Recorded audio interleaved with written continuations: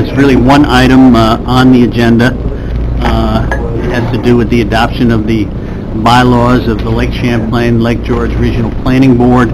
I think a lot of good work has been done on this issue. I know Ryan, Supervisor Stroud, Conover, and Gene have been involved in this issue in terms of coming to an agreement with an issue that hopefully brings us back to the center in terms of where we ought to be on an issue as serious as approving loans, for a five-county area. Does anyone have any questions relative to the issue? Supervisor Bramer. Thanks. Well, I kind of wish there was a person from the Regional Planning Board here, Beth. I'm surprised she's not here, but that's neither here nor there. I think I know the answer to my question, but I'm going to ask anyway. In other bylaws for organizations that are covered by the ABO, they have special language. This organization, though, is not covered by the ABO, correct? No, planning boards are not covered by the Regional Planning ABO. Board, so they don't need Regional the Planning. extra special language. Yes. More? But are the Regional Development Corporation that they are affiliated with, they would need that, but we have nothing to do with that. Well, I think that's an issue that the Regional Planning Board's Board of Directors is also dealing with. They're still working through that. They're still working through that. This is just the bylaws for This is the just board. the overall bylaws for the planning board. Supervisor Leggett. Thank you, Mr. Chairman. It looks like those were adopted by that board on July 25th. Correct. So this is a ratifying action on our... Essentially, yes, a ratification. And we had a representative from each county work on these through the governance committee. Supervisor Stroud was our representative. And there was lengthy discussion at the meeting on July 25th, and plenty of amendments made from the floor as well for those who were there. I know Supervisor Beatty, a few others were there. I'll move it. We have a motion to, can we have a second? Supervisor Beatty, discussion? Discussion? Did you second it, or did you want? Yes, second it now, I'd like to have discussion. The floor. I think this is an excellent step forward. The only concern I have is that we don't brush over the past questionable loans and an implementation of some questionable loans. I have a worry that we found the problem. It was a huge problem, or to some. So we fix it going forward, but the abuses that happen get whitewashed, and hey, we've done a great job, let's forget the past. And we can't neglect the past abuses and think that that's okay, because we've now tightened up the controls going forward. And that's my concern, and I was hoping somebody from the Lake George board would have been here, Beth or somebody, because I would have explained that to her. Maybe we can convey that to Mr. O'Brien, and that doesn't get whitewashed, the past, because I know the controller's still doing his audit, and that's great, and that's my concern, that we don't oversee. Okay, reasonable concern. Well noted.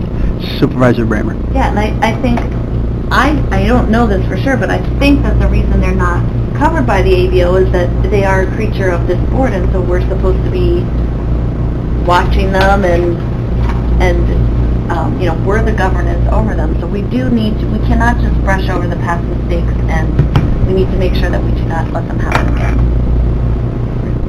Supervisor Garrity. I do think, though, our representatives on the board certainly understand our message, and that should be one of the things they get back to the full board to ask those questions and give us a response for the next 3 or 4 months on where they are looking at. I agree with you. You can't just say it is what it is. I think we should be able to get a report in the next 3 or 4 months. Supervisor Dickinson. I'll just expand on Supervisor Garrity said. They are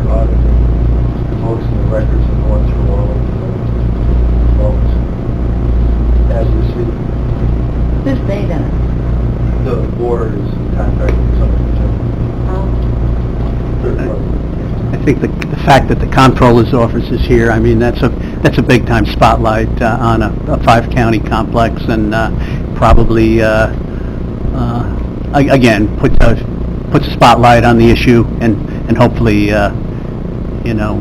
we move to the center, and the spotlight cleanses the organization. Dave O'Brien, who's the chair from Washington County, is a very dedicated, thorough, meticulous guy. He's doing a great job. Any further discussion? All those in favor? Aye. Opposed? No. Carries. Travis, did you have anything that you wanted to add? Are you good? At the end, on a different subject, I'd like to finish the floor, but is this the end, or? Looks like that. You have the privilege of the floor. I wanted to bring up a completely different subject. That is, we're getting into budget time now, and we're starting to look more at details on individual budgets. And this committee goes ahead and approves $350,000 a year to go to the EDC, $50,000 to go to the LDC. I would just like this committee to ask those people to bring their financials forward to figure out whether or not they are already carrying too much cash on their books. I'll give you an example. The EDC, for instance, in their last audit, carries well over $1 million in assets, of which over $850,000 is considered cash and similar. Now, on a $600,000 budget of expenditures, why do you need to have $850,000 in a rainy day fund? You should. I mean, our treasurer could tell you that we carry far less than that. If you were a school district, you can't carry more than 4%. They're carrying well over 100%. So the question is, what is a reasonable value for that to be? There seems to be no mechanism for you ever to recapture that, besides not giving them enough to begin with, so that kind of works its way down to whatever target everybody feels is appropriate. So my whole thing is, let's figure out what that target is that everybody can agree on, and you can adjust what you give them in order to start trying to hit that target. Whether it takes 5 years to hit it or whatever, you don't have to here. But that's my concern and what I'd like to bring forward. I think a reasonable question has been brought to the floor. Is there anyone that has a reasonable answer to that reasonable question? Supervisor Leggett. Thank you, Chairman. If I may, perhaps that $800,000 in cash is the amount that's available to loan. So there are no loans. No, I'm sorry. The EDC, the IDA, certainly, that's separate. No, this is EDC, CDC. LDC, Yeah. they have loans, but the EDC basically manages these other groups. They have salaries. They carry $400,000 in salaries. They have maybe a contract or two for lawyers, and they're advisory. They do not issue loans. The CDC. Maybe you can. I think it's an issue that I think has been brought up. I think in going forward, I would ask our treasurer maybe to kind of think about this one and give us some guidelines, some advice in terms of what one would consider to be the fiscally astute approach to how much cash do we need on hand. No way of ever coming up with information like that. That is so far outside of our realm of expertise. I couldn't tell you. And by the time it took us to figure that out, we could ask the controller and they could tell you quicker. Wait, Matt. I'd suggest at the next EDC meeting, we ask Ed to explain. Yeah. Because I think there is an explanation. Yep. I don't know if you've talked to him about that, because I have mentioned it to him, and I think there's obligations, there's something, and I'm just not clear. I'm not going to try to explain. No, I think that's a good suggestion to we might want to schedule a little bit of time for that answer, okay? So let's, Yeah, because again, I think when Jen presents the financials, that it's about that $800,000 that's available to loan. So it may not be just a slush fund or a unappropriated fund balance. That you're seeing. slush fund probably is not the right words, but just an offhand. I retract that. Any other further comments, discussion? Can I get a motion to adjourn?